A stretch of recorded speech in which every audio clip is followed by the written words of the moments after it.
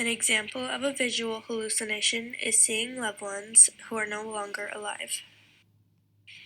An example of an auditory hallucination is hearing voices in their head. An example of an olfactory and gustatory hallucination is that someone might believe they're being poisoned and refuse to eat.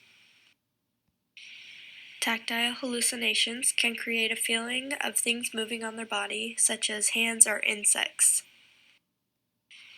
An example of a persecutory delusion is feeling like someone is after you. A referential delusion is feeling like public forms of communications are special messages to you.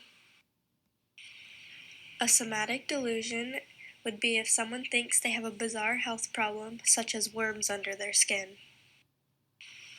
An erotomaniac delusion could be being convinced a celebrity is in love with you.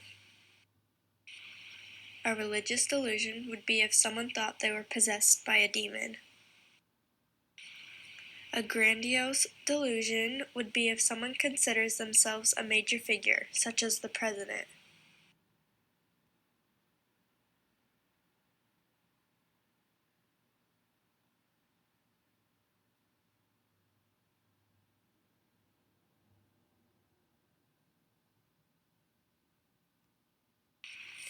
An example of a negative symptom involving thinking could be having a difficult time with memory, for example, remembering a phone number and directions at the same time.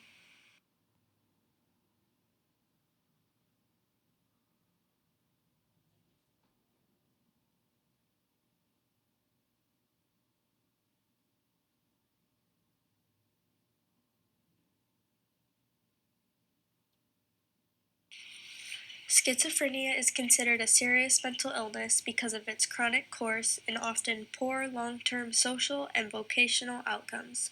Because of schizophrenia's chronic course, it makes treatment a challenge.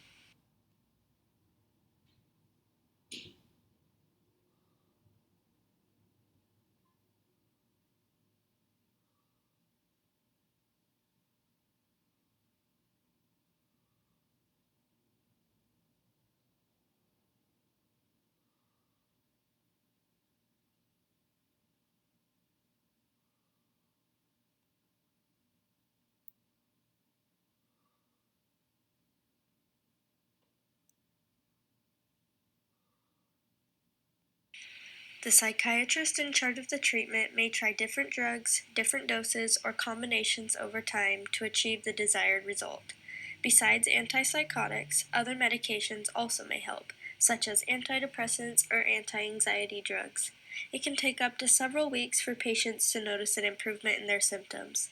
This disorder cannot be cured, but it can be managed.